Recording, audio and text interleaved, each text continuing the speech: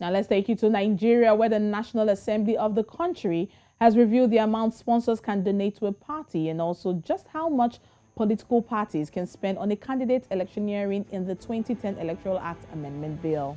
The Independent National Electoral Commission is empowered to set ceilings for donations and expenses by donors, sponsors, candidates, and political parties for electioneering. And this is under Section 90, titled Power to Limit Contribution to a Political Party. Well, joining us this morning on Breakfast Central is a parliamentary analyst, of course, political analyst as well, Fred Itua. Thank you so much for being here. Welcome to Breakfast Central. Now, can you break down for us what this 2010 electoral amendment bill contains in line with what we are looking at, setting the ceiling for how much could be spent in each political party? Okay, good morning. Good to be here. This is like the second aspect of the bill. If you recall very well, the first one that was passed late last year was not signed into law by President Muhammadu Buhari for a good number of reasons. Fortunately for him and for Nigerians, the concerns he raised, three of them particularly, have been accommodated. The first one being the consensus option, then direct and indirect primaries.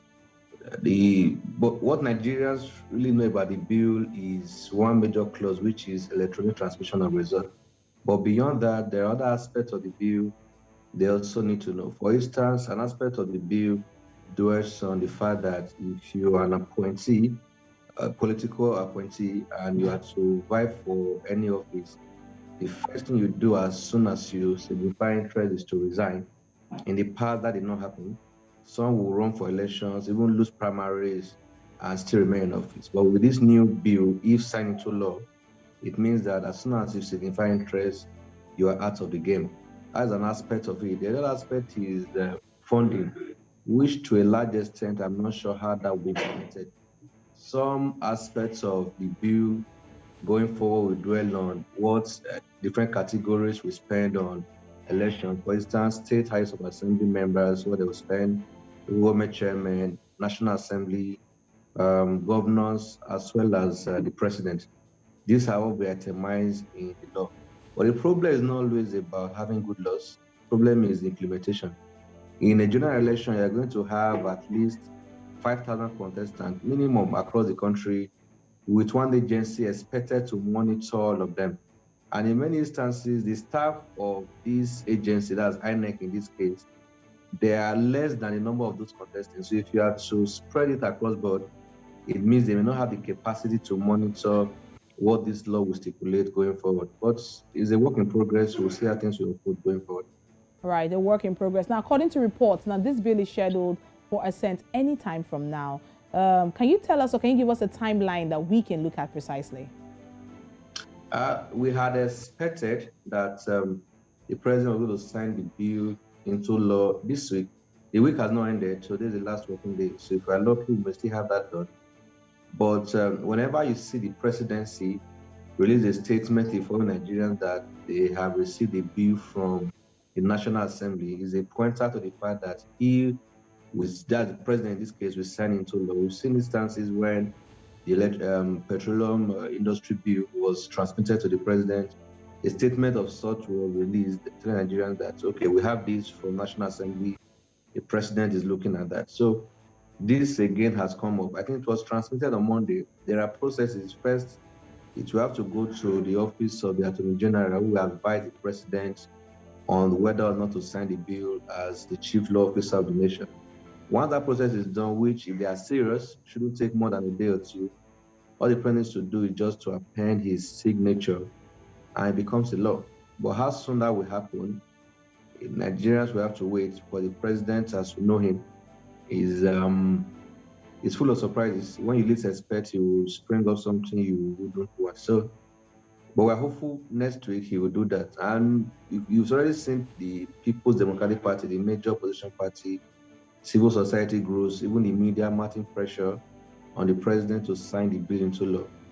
And if you understand the modus operandi of the president, you know that the moment you begin to mount pressure on him, he will do the opposite. So I will urge Nigerians, if you want him to sign this law, let him be. If you mount pressure on him like we've seen in the past, we may get what we do not expect. So let's calm down and just hope for a signature that will come in a matter of days or hours if we're lucky. Maybe today it's still possible. All right, we do know that yesterday in the papers it was mentioned that the Attorney General of the Federation, talking about Abubakar Malami, was going to actually ensure that it was fast and the president would actually sign that into law. But let's move on now and look at the Section 91 of the Electoral Act bill, which actually says that presidential election expenses shall be at 1 billion naira, governorship election at 200 million naira, Senate and House of Representatives membership election seats will be 40 million naira and 20 million naira respectively. So how is this current bill different from the past? For me, I'm actually looking at the figures. It's kind of different. In the past, if we probably had 20 million naira in 2010, that was big money. I'm sure as at then exchange rate was probably $120 or 150 at most.